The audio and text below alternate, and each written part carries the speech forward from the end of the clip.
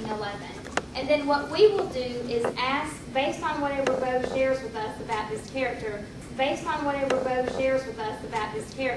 we will ask Bo questions that we're curious about with this character. But Bo will have to answer those questions as if he is, what's your character's name? Professor Hans, okay? As if he is Dr. Hans. So we call it the hot seat because not only do we not know what he's about to share, but he has no idea what we're about to ask. So that's the hot seat. Okay? All right, so go ahead, Bo, and reintroduce us to Hans. Okay, so you just want me to kind of give a nutshell? Yes. Okay. Hans is about in his early 50s. He is the astronomer for our little Edutopia. He has 2 children, Flash and Dale, and Pet Rock, and he's very passionate about science. And what I wrote today was kind of like his backstory. It said Hans was a little dweeby guy at the age of 7. He was picked on a lot for his undying love for science. At age 15 in high school, he helped found the Monopoly Club and helped handcraft a mock-up monocle for each member and a string and whatever loose pieces he could find to give each person for their little board game club. At 18, he ascended the president of the Astronomy Club and helped to seal his fate, the one who watches the stars. At 21 at college in Massachusetts University, Hans found a rebellious spirit. Never away from home, he discovered himself through sex, drugs, and rock and roll. One night he got so drunk and woke up with his ear pierced and a pineapple tattooed on his ass cheek. The night he helped liberate himself as that nerdy guy that he was into this rebellious scientist. Soon enough, he had a midlife crisis and he bought a cheap motorcycle to attend astronomer conventions, but also get exposed to the great American landscape across the country.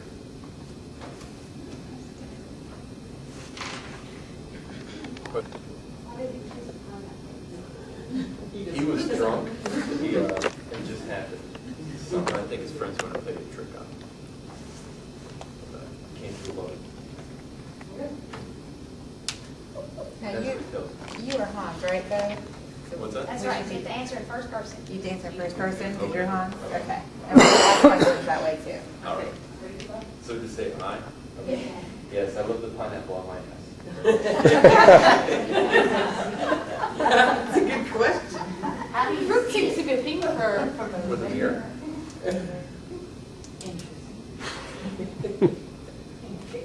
I need for you to say more about what happened this night that you went out and got so intoxicated with your friends. Like, who were these friends you were with?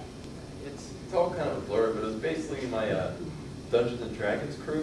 And, it started off, we were just drinking a lot of Zima, and,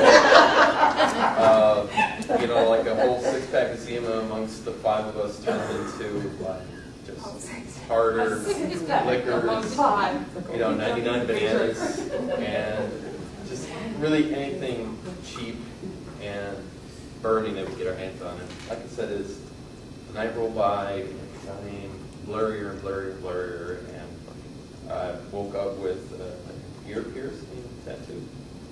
Was your pet Rock with you on this evening? No, I didn't find the pet rock until I helped discover one of the numerous craters on Mars, and afterwards a friend gave it to me. That's it. What's the rock's name? Crater. Carter. I knew that. He's a little critter. What did your parents do? They're dead. Gunned down by the mob. Are you married? Yes. What's your partner like? Sophia, and she's a ballet dancer, and she helps fight crime during the day as a police officer. What are your children like?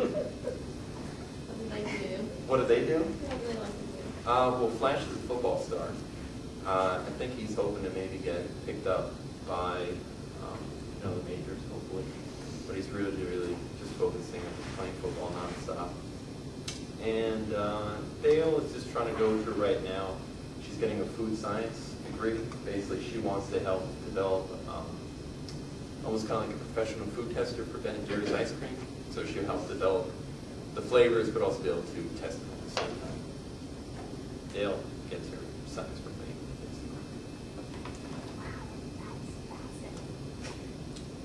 Are you all still passionate in love? With, Each other. oh, yeah. How did you meet your wife? How did I meet my wife? Sophia, right? Yes. Sophia actually busted me one night on one of my excursions on my bike across the country, and she busted me and I broke out. And I got jail again. She busted me again, and after about the third or fourth time, we knew that love was just destined. So we just fell in love with each other. She paid for my bail bond. What kind of bike do you have? It's Vincent Black Knight. It's very rare. What's the most uninteresting place you've had to visit? The most fun and interesting place? Uninteresting. Oh, uninteresting Yeah. place.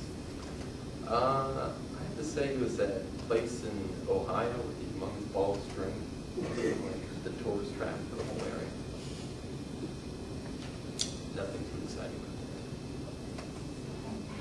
Has your rap sheet gotten shorter since? Yes, I've grown up a lot since then.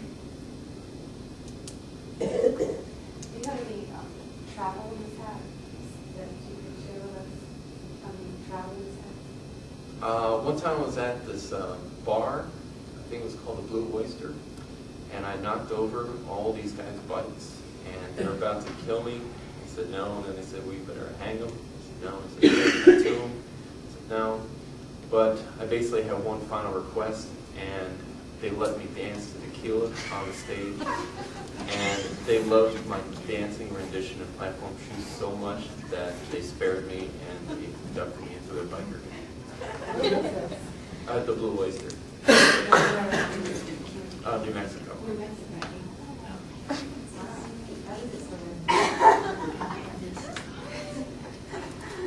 Any final questions for Dr. Hahn? What your PhD in talking about process-wise is, where were you pulling some of those answers from? I'm a big movie fan, so a lot of these things I pulled through a lot of my favorite films and stuff. I got a couple of them. Wow. Yeah, some of them I just kind of spouting off and stuff. And, yeah. And I used to be an independent filmmaker for a while before I got into teaching. I never had any real acting experiences, but I could write out the basic scene, and I would just ad-lib on the right side.